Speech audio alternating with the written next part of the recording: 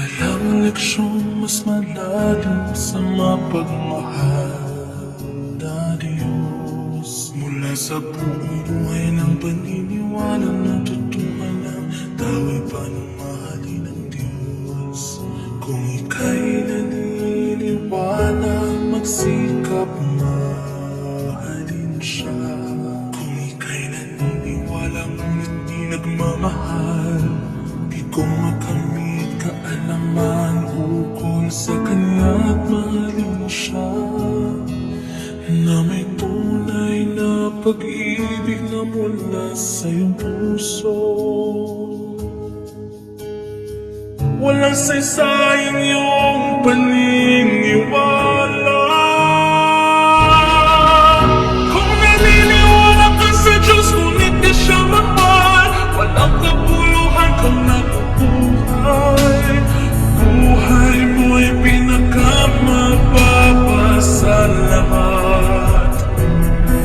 Kung sa buong buhay mo di mo kailanman minahal ng Diyos, ano ang punto ng pamumuhay? Anong punto ng iyong paniniwala sa Diyos? Di ba yan pag-aksaya ng pagsisikap? Kung mga tao'y dapat paniwalaan, mahalin ng Diyos, mayroon dapat na pagbayaran. Di lang nila dapat subukang kumilos sa paraang panlabas. Dapat silang humanap ng tunay na kabatiran sa kailaliman ng kanilang puso.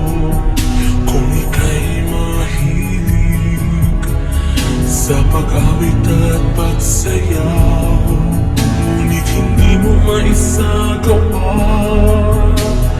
ang katotohanan,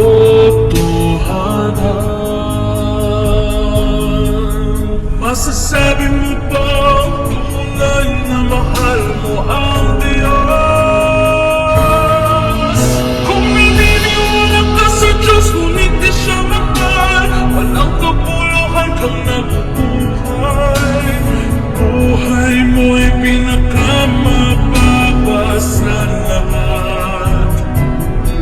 Kung sa buong buhay mo di mo kailanman minahal ng Diyos, ano ang punto ng pamumuhay? Anong punto ng iyong paniniwala sa Diyos? Di ba yan pag-aksaya ng pagsisikap? Kalooban niya'y hanapin sa lahat ng bagay.